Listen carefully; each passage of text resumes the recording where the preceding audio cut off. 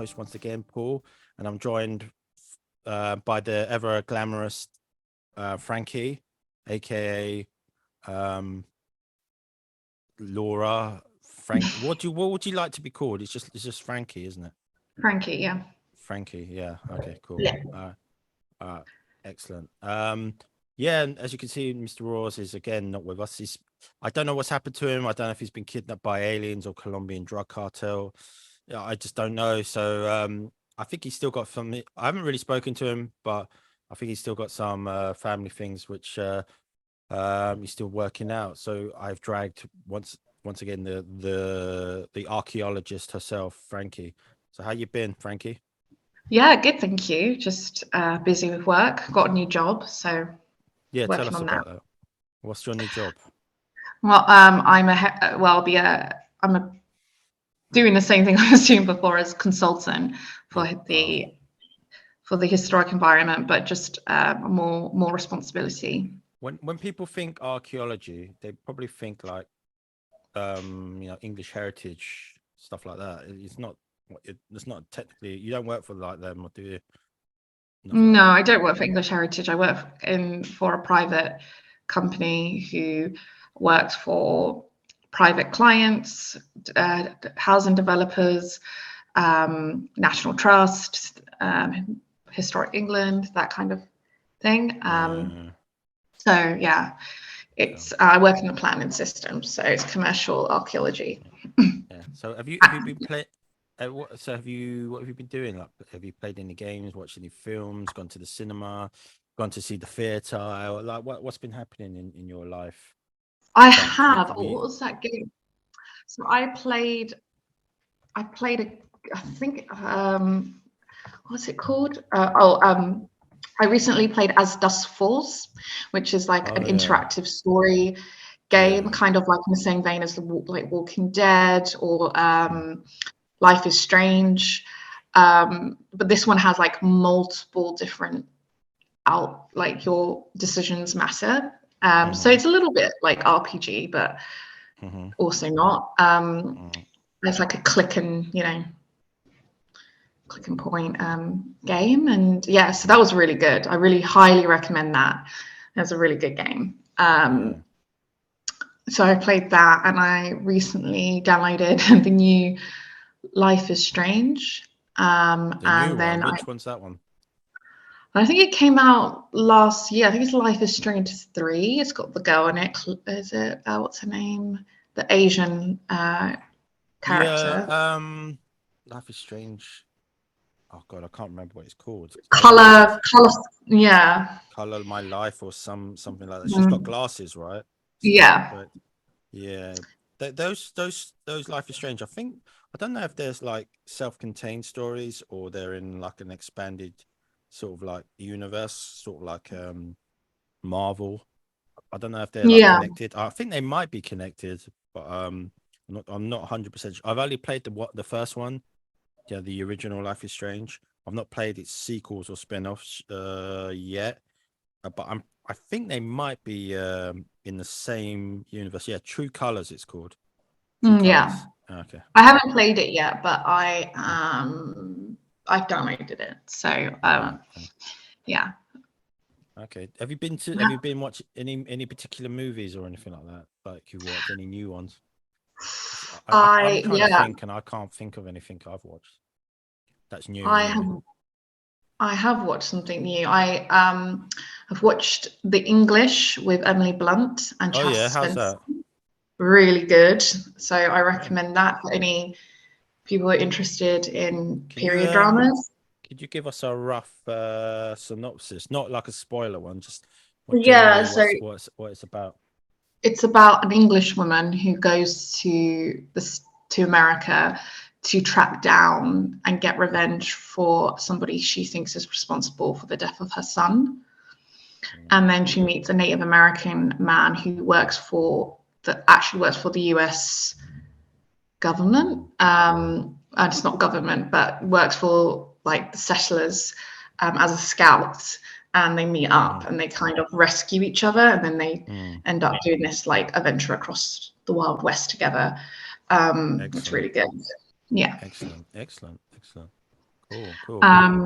And I also recently watched The Wonder, which is with Florence Pugh, and it's about a girl who's been fasting for 4 months, and they think it's like and it's set in Ireland, and Florence Pugh is an English nurse who goes over there to kind of watch over her and like figure out why, like how she's surviving for 4 months and she's been fasting. She hasn't been eating. That was really good as well. So I highly recommend that one. Yeah, so there's been some good ones.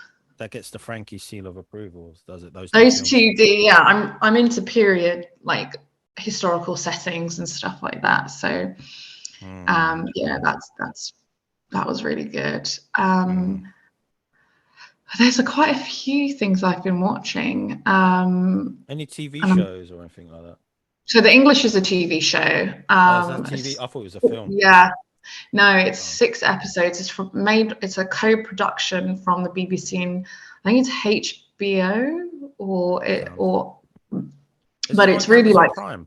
Isn't it on Amazon? It's not in England on Amazon Prime. It's on BBC iPlayer for English audiences. So because they have the rights for England, and I think Amazon Prime have the rights for international audience. So that's been really good. And then I have watched something else recently that I watched another period drama, which was a movie. I watched Enola Holmes 2. Very good. I quite enjoyed the first one. But the second one's better. Really? The second one's much better. Yeah. Is that because it's got more Henry Cavill in it? Yeah, he's a primary character in this. He's not like he hardly appears in the first one, but he's very much. He just appears for probably a total 10 minutes throughout the whole season. Yeah. So I think the half of this movie is about Sherlock Holmes. There's a focus on Sherlock. Mycroft doesn't even appear in it, so he's the other brother. And yes, that was a really good show as well to watch. And yeah, I watched some documentaries on Netflix. Killer Sally, that was very good. And did you watch that Jeffrey Dahmer show? Dahmer, which one? Because there's like the documentary and there's the live action. When I say live action, I mean the one that everyone's talking. The ones that everyone's talking about. The one. So I watched the one with Evan Peters, who plays that's the one Dahmer. Everyone's banging on about. Yeah, that would be good. Unfortunately, I'm like one of those weirdos who are interested in serial killers. So you're not. You're not weird because that's quite popular, especially amongst women, like crime documentaries and serial killers. Women really seem to enjoy watching and reading about these guys. I don't know why. I don't know why. I think it's kind of like. It's almost like we know, like, I don't want to say it like this, but, there's always, like, for women, this kind of threat that could happen. I mean, even though Dahmer's killed gay men and gay Black men and Latino men and Asian men, he didn't really go for, like, white men. He went for minorities. But I think when you watch, as women, we watch stuff like maybe Ted Bundy or... other like mass killers like Jack the Ripper who only killed women. I think it's kind of like almost like a morbid curiosity. It's like, well, this can happen to us. Like, what do we need to do in case like it happens? What should we do? Because it was really funny with the Ted Bundy, where because he was a good looking guy, wasn't he? And he was really charismatic. So when you get a guy come up like that, and when guys now say, some men will say, oh, it doesn't matter as long as the guy's good looking, and it's like, well, actually it's like, everybody's you get ugly bastard killers as well, so oh yeah you do. But what I'm saying is, that response that, oh, we can't go up to women because we're not good looking enough, and it's like, I think there's a real threat from anybody, you know. So that's, I think, why women really like watching this kind of thing. Yeah, sure. Yeah, that makes sense. Yeah. Mm. Yeah. So what else you been up to? Like, I know, like, because obviously we're brother and sister. We took our mumsy to her favorite town in England. Canterbury. Canterbury. I'm not too sure if it's her favorite town in the UK, but in I don't think so anymore. No, Maybe not back. anymore. She was a bit. She has this romantic view of Canterbury in her head, and I'm not too sure if she remembers it that well, because I even when we used to go, because our older sister went to university there, I don't remember it being as romantic as Mum made it out to be. No, I thought it was crap when I went there. Yeah, I was like, it's got its good points, but I don't think it was this like sort of you know. Oh no. Okay. This meeting is being recorded. Goddamn. Yeah. So before you're the doggy. You got a doggy with you, haven't you, Buster? Yes, I He's do. barking. Buster. Hello, Buster. Hello. Yes, he doesn't like your current boyfriend, right? No, he hates him. Yeah, fair enough. He hates him. Yeah. So yeah, we went to Canada. I mean, there's some parts of it. The old parts are nice. It's got quite like a new modern sports shopping district. It kind of doesn't mesh well with the setting. I kind of wish we did more there. Like, I wanted to do like afternoon tea. I wanted to try that, like have tea and scones and shit. I don't think we like. To be honest, there's not that much to do in the town. We saw the Roman Museum, which was cool. And there's the Norman Castle as well, but we Yeah. didn't get to see that. we didn't get to see that. And there's we went down we couldn't go in where the actual river actually run through the town, and it's we could go around the park, like Northgate Park, but we couldn't get into the actual Westgate Park, yeah, Westgate Park, and we couldn't actually get into the bit where you see the people on the boats, you know, like they're on their little sort of Venice style, what they called, not canoes, you know, the boats. punting. No, is that what they're called when you're on the boat and then they pull you? Yeah, we couldn't get into that bit because I don't know, it's like gated off or something. Yeah. But yeah, it was okay. The hotel you got to us was, man, those stairs were killer, man. We were on the top floor, and they started getting steep because it was an old converted building. Because it's so old. That's how it used to be, and they was and they're not allowed to alter the interior, so it's like there's no lift in there. I don't think you can get a lift in there anyway, so it's not very like what's it, accessible, wheelchair friendly, or for people with like mobility problems. Maybe they can stay on the bottom floor, but it's hard to get around. Yeah, the dog is barking again. Yep. Yeah, who's the dog barking at? Is it just barking randomly?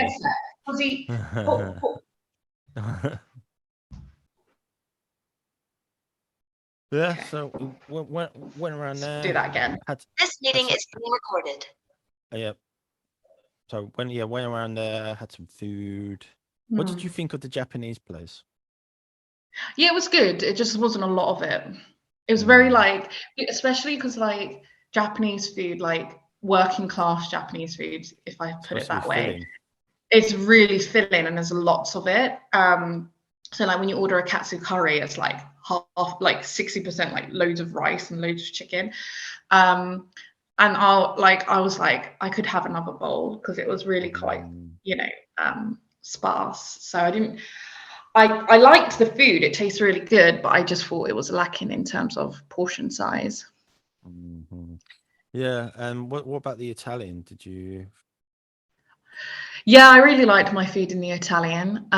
Again, I was still hungry when we finished eating. I didn't think there was a lot of it. I ordered the risotto again. I know you always do, and it's always rubbish. Yeah, it's just shit. It's just a plate of pasta with risotto on it. I'm just like, last time I got spaghetti risotto, and this time I got rice risotto, and I was like, why have I ordered the same thing I hated last time?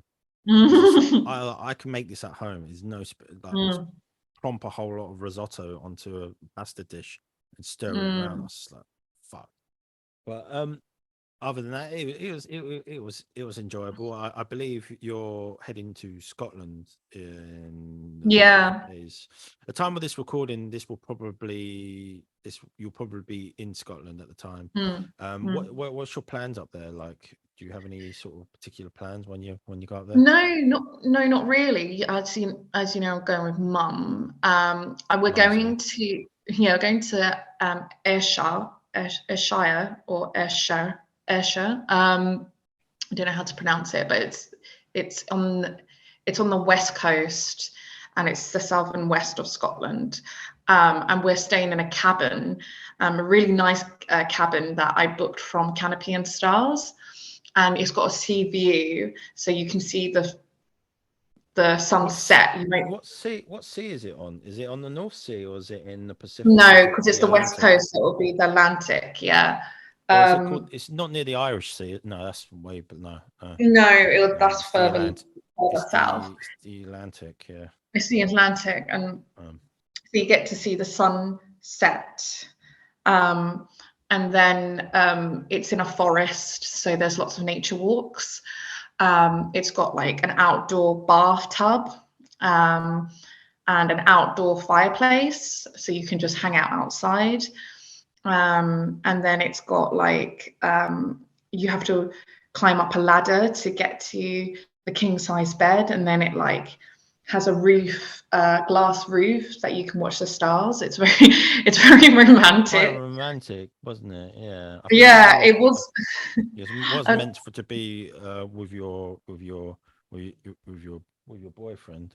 And now it's with mum. But you know, some things happen. But now, So, but anyway, yeah, that sounds good, man. I kind of want to visit Scotland again because it's got some really nice countryside. It's got some really. I think it's got some.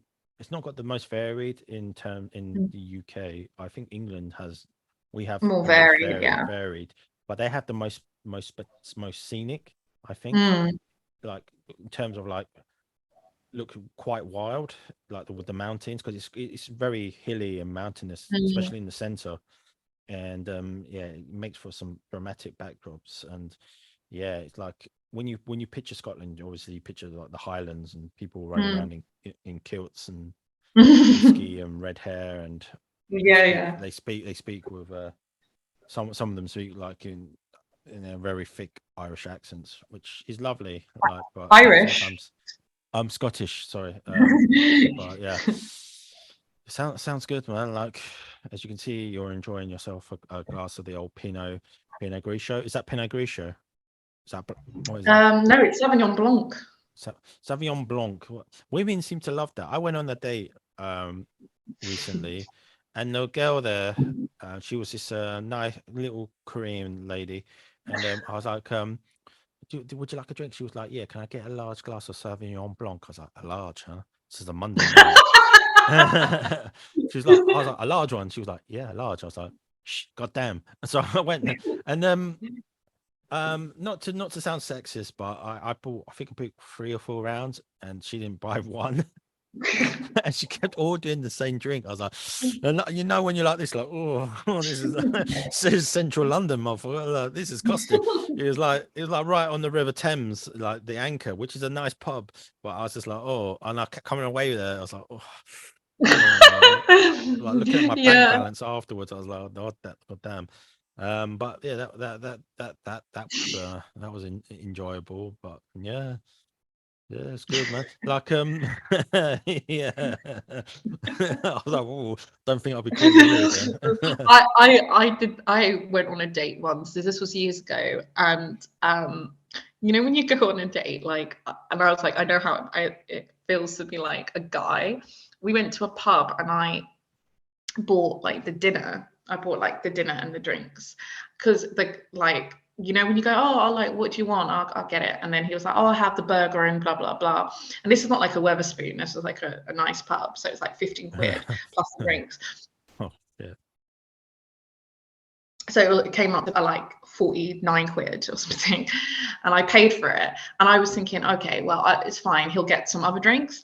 And then he ate his food, drank his drink, and it was like, oh, he's like, that was really great. That's really kind of you. Thanks. And he's like, oh, I've got to go now.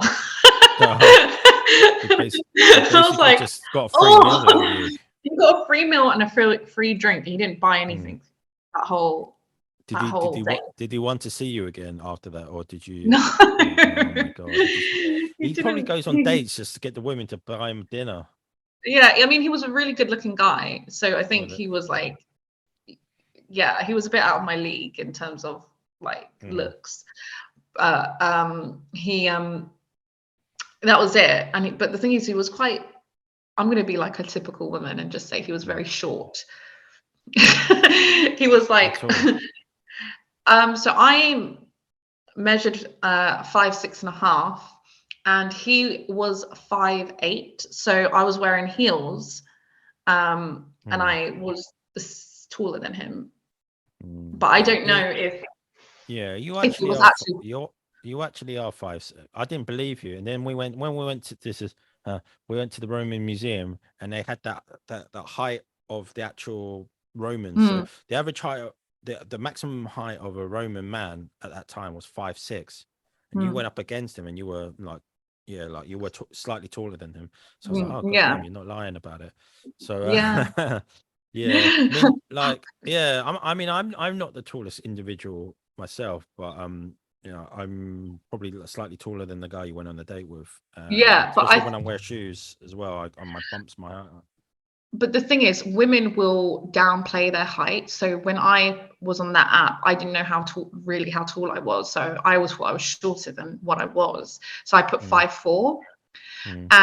But men, especially the shorter men, will say they're taller. So they will say they're like if they're 5'7", they will say they're 5'9". But you know, that's not true. Yeah. So when I met him, I was like, damn, you're short. Like, and it wasn't like, I'm not, obviously, you know who I've dated before. So, you know, I have dated a lot of short guys. So wasn't about height, but I was expecting him to be, and then he stood up and I was like, oh, you're short. Tiny man. Tiny. He was really small. And I was like, oh my gosh, and I paid for your meal. Like, I just, Tiny man. I do that as well on some dating apps. My official height is like 5'9.5", so I bump it to 5'10". So if I wear boots, then it is I'm dead on that, like just above it. As you know, as you think, like, because I'm taller than you anyway, so it does move. But yeah, I do that, but it's not much. But it sounds better, doesn't it? It's just like, even though I still like people like look at me and go, you're about 5'9", 5'10". They were like, yeah, you're quite small, and I was like, oh, I thought, sorry.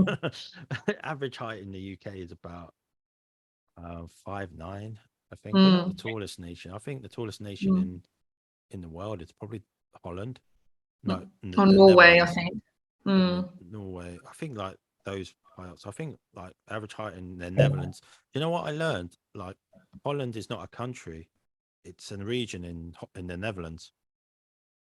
Did you know? Is it? I thought it was just another word for Netherlands. No, it's a place in the Netherlands, but it's actually it's you meant to call it. That's why in football we used to call them Holland, and they were like, it's not Holland.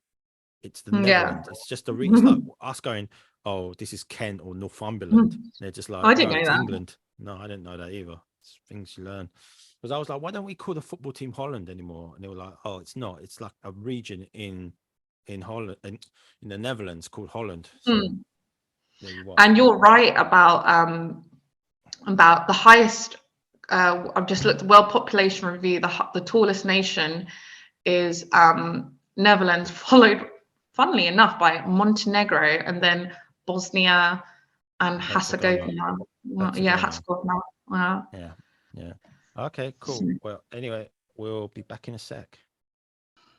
It's been a while since we've done it. I think the last one I did was with you, and that was what's that one? The podcast, was it the Life in Japan?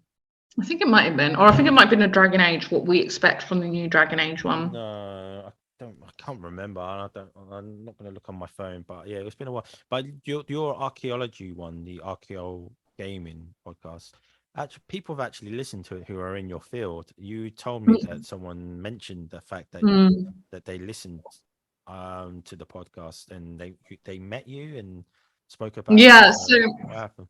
I should. So I don't remember her name, unfortunately, but I was doing my charter. Well, it's not chartership, but membership to the Chartered Institute of Archaeology, and I wrote on my application that my interest is archaeogaming, which is a sub-discipline. Well, one could argue is a sub-discipline of archaeology or media studies. One could. Which it looks into using or video games that have archaeology, or you can use games to conduct archaeological studies, right? So stuff like Minecraft or like No Man's Sky, or games that have like an archaeological element, such as Assassin's Creed or something like that. And we were talking, and she was like, when you do your membership, you have to do an interview, and she was like, I'm really interested in that discipline, and I listened to a podcast you did, and I was like, I think that's my brother's podcast. So that was really interesting. Yes. Yeah, that's good. I'm glad like intellectuals are listening to this this podcast about nonsense and video games. It's pretty. But there's so many sub disciplines that involve video games that people just don't realize. Like there's archaeogaming, and then there's like art history of you know in video games, and there's like physics, and there's all these things that are really kind of interesting. And how people kind of use games to kind of explain stuff in their field. It's really, I think it's really interesting. But okay, cool. Well, thanks for listening, you archaeological people. That's very, very, very nice. But yeah, speaking of like archaeology and gaming, I've been streaming on Twitch, Dragon Age Inquisition. Oh yeah. Yeah, it's a slog to get through, man. I tell you, I forgot how much it is. I was like, Jesus, how did I enjoy this when I played it in 2014? I was like, oh God, can we just get to the story instead of like, Yeah. because I don't know if you remember in Inquisition, you have to do certain missions to gain power and influence. Otherwise, you can't unlock certain story elements. And when you do unlock it, it uses say like one story element costs 8 power points. Then that's all It's gone. Then you have to grind. You have to grind to get more points. So I'm just like, oh God. I mean, like some of it's good, like you go to a dungeon or you discover an area and you go to a castle. Some of it's good because obviously they took a lot of influence from Skyrim, but after a while I'm just like, I kind of missed the story narrative focus of the first two because it's just more streamlined. I think that's the issue with games trying to be influenced by other games, and like other popular games. It's like that can work to a certain extent, but your strengths, and BioWare's strength has always been narrative characters, right? It's that those have been the relationship between the characters as well. So not just having really good characters, but how they interact with each other. And that's always been the power of BioWare. Like that's always been the strength. And so Dragon Age Inquisition really felt like a step back because it was trying to be something that it wasn't supposed to be. I mean, yeah, it's like you say, it's wearing someone else's skin, and I think its strengths is when they try and be they just themselves.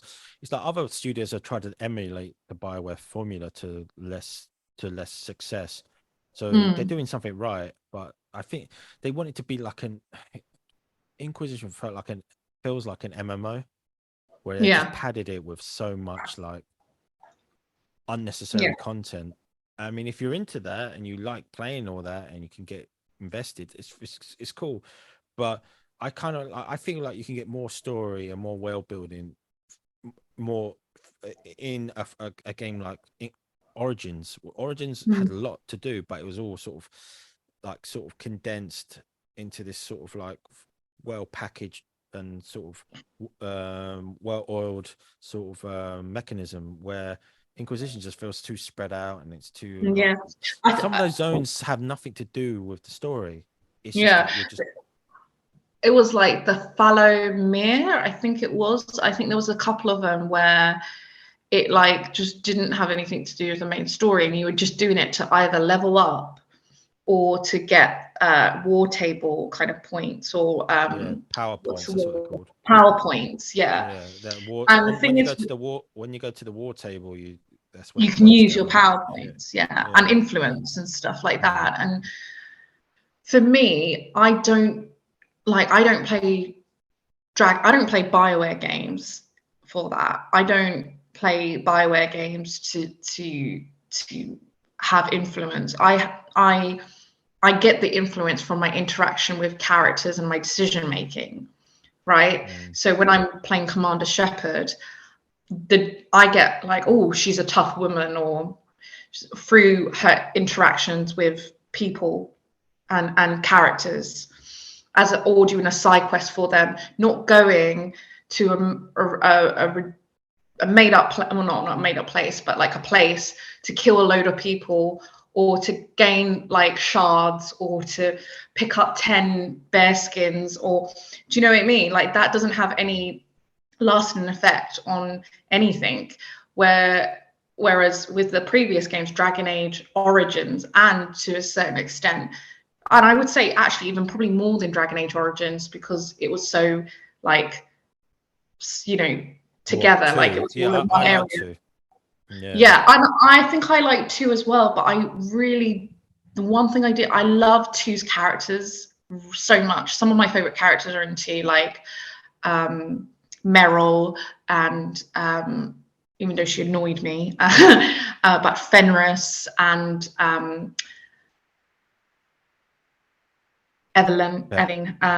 and Aveline. Yeah, Evelyn, sorry. Evelyn, Yeah, yeah, she's one of my favorite And characters. Varric. Yeah. And Varric, and how you become the champion and stuff is it's because of the story, not because you've gained like killed 5 dragons in the desert somewhere. Do you know what I mean? Or killed this or this. It did feel, I agree with what you're saying, it felt very Skyrim. It almost felt a bit World of Warcraft, and that's not why we play BioWare games. Bio. I mean, if I wanted to play Skyrim, I'll play Skyrim. It's but yeah, a lot of RPGs try and copy what is successful, or games in general try and copy. If a game's really popular, they'll try and copy what made it popular, and kind of force it into their game, which doesn't really work most of the time. So I'm glad like The Witcher 3 found success, because that's a good game, man. And a lot of their side quests and stories have meaning, and it's very well. There's a lot of cutscenes. It's very well done. It just feels like natural, not like in Dragon Age where you sort of just stumble on an NPC and you have like there's no cutscene. You just sort of talk to them. It is very World of Warcraft and MMO-ish. But the thing is, what I really liked about Dragon Age Inquisition was actually this, when it became the story. Do you know what I mean? Great story moments. Oh, Yeah. I say. I'm just trying to get to those story moments. Yeah, it's like you're fighting too much to get to those moments, whereas Dragon Age Origins was just all those moments. Because I remember when I was playing Dragon Age Origins, I used to think it was not open world. I didn't think it was open world, but I thought it was, I got to do this, and I got to go to the Brazilian forest, and I've got to pick, and it actually is really short. You know what I mean? You're not running around the Brazilian forest for like 5 or 6 hours going, where am I? It's quite streamlined. Yeah, I will say that the Orzammar stuff is quite long, and stuff in the Circle of Magi is quite long. It does tend to drag Yeah. on. I agree with that, but I don't like. I replayed it recently, and after playing Dragon, because I did it in a bit of a weird thing, because I was like, oh, you know what, I really fancy playing Dragon Age Inquisition, and the reason I really like playing Dragon Age Inquisition is because of that intro bit. Is so the intro to Dragon Age Inquisition really pulls you in. Yeah, You know, you're just kind of like thrown into it, and I really like that. And then so I was like, I'm going to play Dragon Age Origins again, and I'm going to play it warrior, or no, I'm going to play it rogue, but like gentry. I'm going to be a woman. I'm going to be the Causalans. I'm a Causland, yeah, exactly. And so I did that again. I was like, oh, actually, this game isn't as long as I thought it was, you know, because once you know what you're doing, it's pretty easy. I mean, yeah, like you say, it was long when I first played it, and it is quite a meaty game. But with Inquisition, I'm 60 hours in, and still haven't met Morrigan yet because I don't have enough power. I haven't done the bit with Hawk, you know, where you meet. Yeah, we go on that mission with that Hawk again. Yeah, and the beginning of Inquisition's good. Like as soon as you get out the hinterlands, it's good. And that bit with the attack on Haven when you first that's brilliant. I think it peaks then, because after that you get to Skyhold and it just sort of like just goes into the monotonous like grinding. I'm just like, oh, and it's like I've not had that. It goes up and then it just goes and sort of goes straight. It doesn't have that high peak again. I agree with you, and kind of I think it hits peak at the ball, because that was one of my favorite bits, was the ball where you meet Morrigan. Yeah, and then your love interest asks you to dance at the end. I thought that was really nice. I've never romanced anyone but Cullen, so it's always been the same. I played it like 10 times, and I'm like, I'm gonna romance somebody else now, and it's like, okay, now I'm romancing Cullen. But that hit the peak to me, because after that it's kind of like, you're just going to the desert. You know, there's so many desert bits where there's like the nighttime desert, which is just feels like and then you're like in other desert where you have to help that scientist guy find some dragon stuff or whatever, and then you know you're in another desert, and then you're in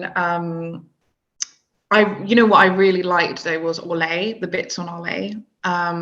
But then there's like different kind of forests that you have to do, and it's just like, oh god, you know, it's just these massive world maps that are just so unnecessary. I'm kind of happy that they're gonna just there's gonna be the fourth ones are gonna be set into winter, so that's gonna be good. So I'm quite looking forward. Well, who knows when they're gonna fucking release it, man? It's been like about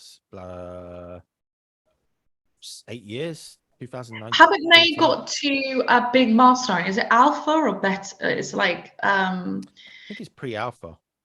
It's pre-alpha, so they've done the game. It's just like streamlining it, isn't it? Yeah, it's gonna. Hopefully, we'll get something soon. Maybe sometime next year. I think I really need a game. I want to play a game that gets me back into gaming, because I haven't really been sold by games. Do you know what I mean? Because I feel like there was just this peak of gaming in maybe 2010, 2011, where I thought just games, all these games that were coming out, 2013 maybe as well, that game was just solid. The PS3 and 360 era was really, like everyone really, I think maybe not peaked, but that's what I really enjoyed the games. I still do.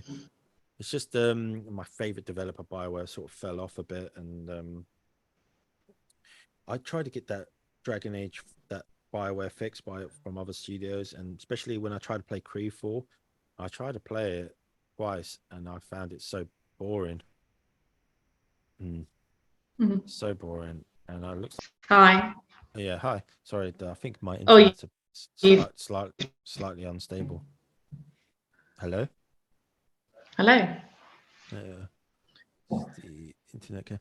Anyway, yeah. So I think anything else you would like to say or mention?